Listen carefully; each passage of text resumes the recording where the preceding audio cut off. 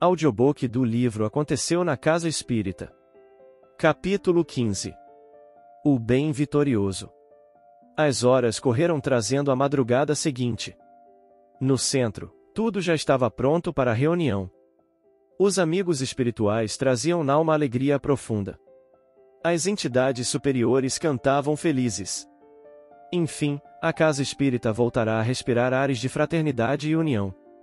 Os tarefeiros encarnados puderam trabalhar, naquele dia, sem o indesejável processo de infiltração.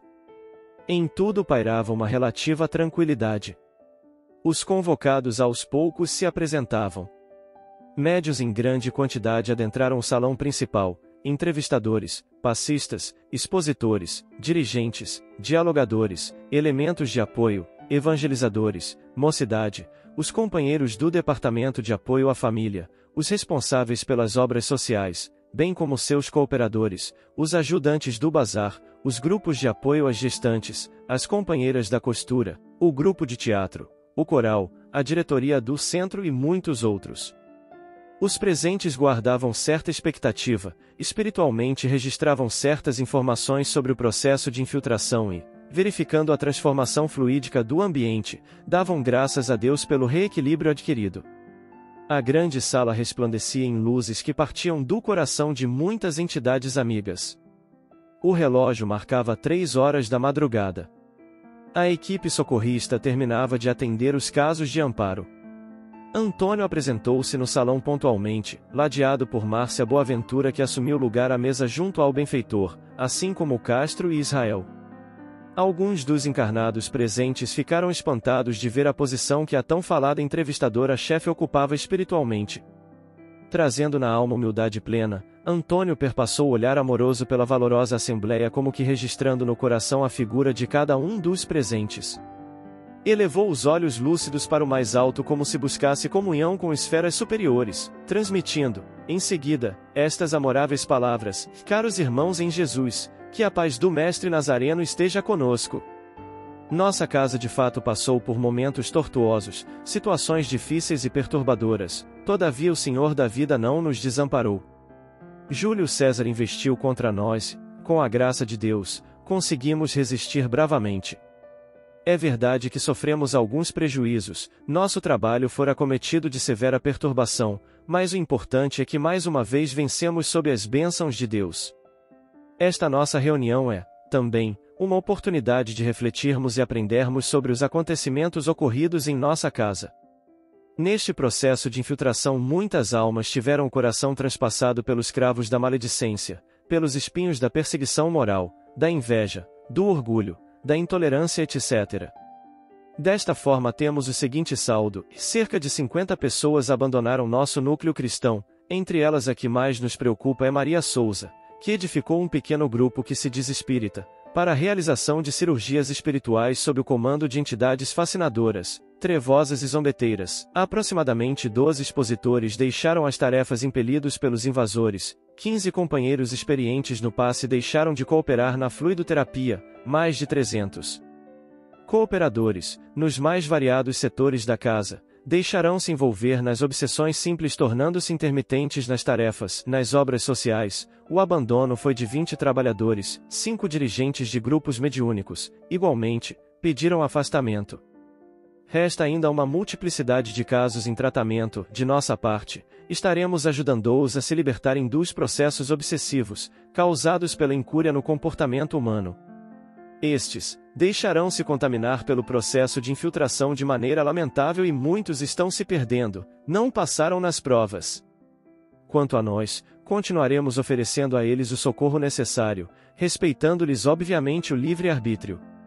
Os que souberam aproveitar este processo para testemunhar o Evangelho de Jesus certamente cresceram em espírito. Estaremos orando por aqueles que faliram neste processo, a fim de que retornem para o caminho da verdade. Contudo, o mais importante é que estamos continuando nosso trabalho.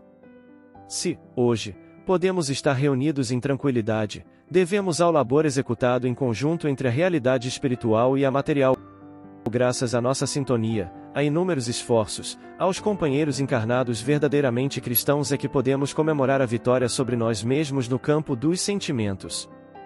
Para que processos como este sejam vencidos, é mister permanecermos no Evangelho do Cristo, que assegura, e aquele que quiser ser o maior deve ser o menor e o servidor de todos. Se agirmos assim, sempre, nossa Santa Casa Espírita estará protegida. Se, pelo contrário, trabalharmos pelo orgulho e pela vaidade, quando a eu está à frente do a nós, abriremos brechas aos inimigos do amor. Sempre que o personalismo não é evitado, decretamos nossa derrota ante a própria consciência e as leis divinas, atrapalhando o serviço do Senhor, entravando o nosso progresso. Doravante, meus amigos, é preciso agirmos de maneira preventiva, a fim de que a nossa Sagrada Casa possa continuar representando os interesses de Deus no planeta. Toda vez que nos apagamos, sempre que colocamos o ideal cristão acima de nós mesmos, estaremos naturalmente protegidos contra os ataques das trevas.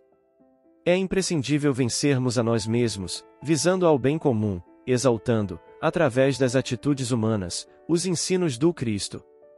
Toda vez que pudermos libertar uma alma que seja, uma criatura sequer das regiões sofredoras, já nos sentiremos felizes, cumprindo os desígnios divinos. O mentor amigo direcionou o olhar para Márcia Boaventura, que estava nimbada de luz, notava-se claramente a posição superior que ela ocupava em espírito. E, completamente emocionado, o amigo espiritual dirigiu-lhe as seguintes palavras: no mundo, poucos valorizam o momento dos testemunhos, poucos sabem aquilatar os sofrimentos.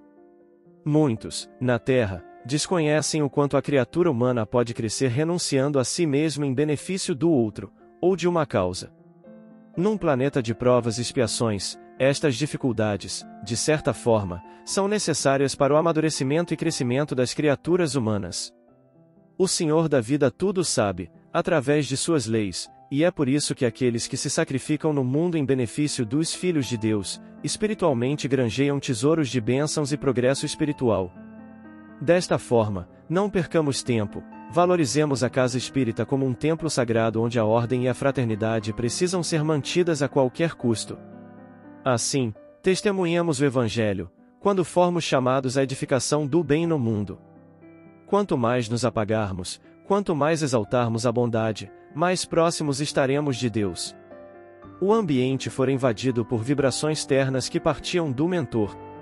E, de maneira afável, o dirigente da casa, descendo da tribuna, dirigiu-se para as primeiras fileiras, onde Daniel, Elvira e Gonçalves acompanhavam o discurso completamente emocionados. De certo modo sentiam-se envergonhados, mas o mentor espiritual, abrindo os braços, aconchegou-os junto ao coração tecendo estas considerações: e meus irmãos, não há motivo de vergonha, não se sintam humilhados, todos nós na terra já erramos na jornada. O momento agora é de coragem para recompor com o bem, os anos dedicados à prática da maldade. Somente com esforço íntimo é que conquistamos a verdadeira liberdade. Vocês terão novas oportunidades. Em breve poderão reencarnar. Nós, contudo, não os abandonaremos. Estaremos ligados por laços do pensamento. Agora, é preciso evitar a autocompaixão, a fim de que não destrua os propósitos superiores. É preciso muita coragem e resignação para enfrentarem o próprio destino. O Senhor é conosco sempre. E, voltando para a tribuna, o mentor amigo anunciou: o processo de infiltração acabou, contudo, não estamos livres de novas investidas. Num mundo de provas e expiações, o bem deverá sempre dar exemplo àqueles que ainda se demoram na ignorância. Por isso, no trabalho espírita, vigilância e caridade são as trancas para evitar a invasão das trevas. Todavia, nosso trabalho de socorro espiritual apenas começa. É preciso socorrermos Júlio César. O quê? Perguntavam assustados alguns companheiros encarnados, desdobrados do corpo. Vão resgatar aquele que nos atormentou durante tanto tempo? Ouvindo as colocações, o mentor considerou: e a justiça caminha junto com a misericórdia divina. Esse amor infinito que emana de Deus solicita nos ajudarmos uns aos outros. É necessário resgatá-lo das regiões sofredoras conduzindo-o à reencarnação, para que ele, também, assim como nós, tenha a oportunidade de reabilitação. Lembremo-nos de que é imperioso colocarmos o Evangelho em ação. Terminada a exposição, o Espírito Superior fez prece fervorosa, escolhendo, Dentre sua equipe de socorristas, os tarefeiros espirituais para o delicado socorro ao mandante das sombras. No campo da preparação, o mentor disse aos seus cooperadores e amigos: é necessário estarmos revestidos de íntima compaixão a fim de ampararmos nosso irmão. Haveremos de levar conosco Márcia Boaventura, Daniel, Gonçalves e Elvira, que haverão de nos ajudar no campo da argumentação. Entidades respeitáveis se interessam por ele particularmente. Do mais alto partem ordens, e nenhuma ovelha será perdida.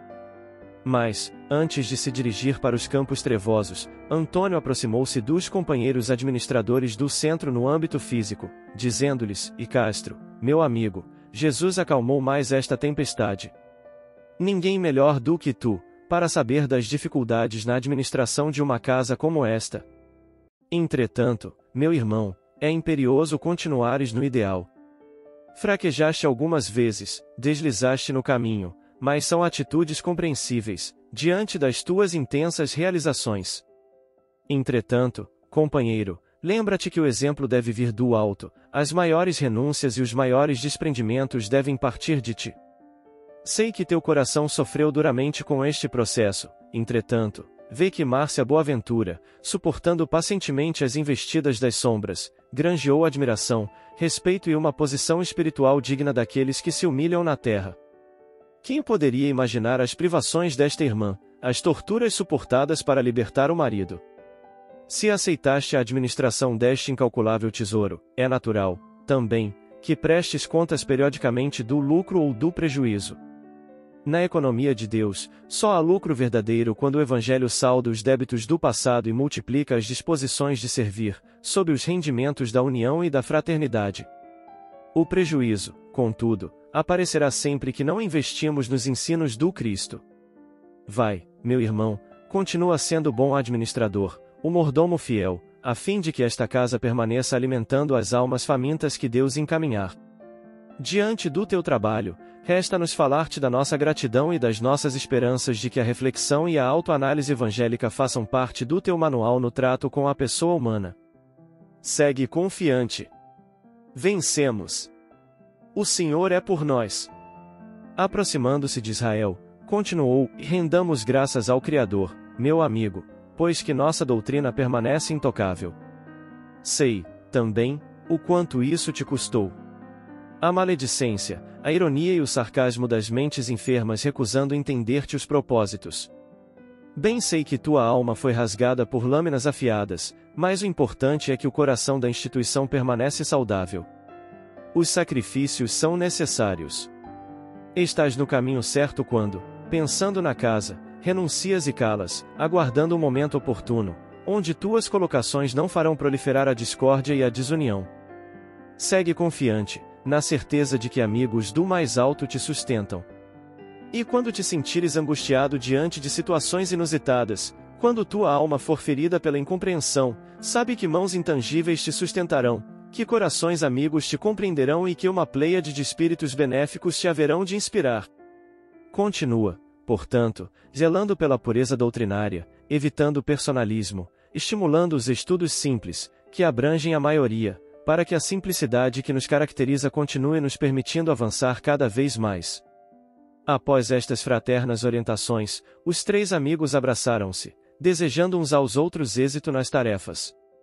Terminada a improvisada confraternização, o mentor, acompanhado dos tarefeiros socorristas, dirigiu-se para as regiões sofredoras na busca de um diamante bruto.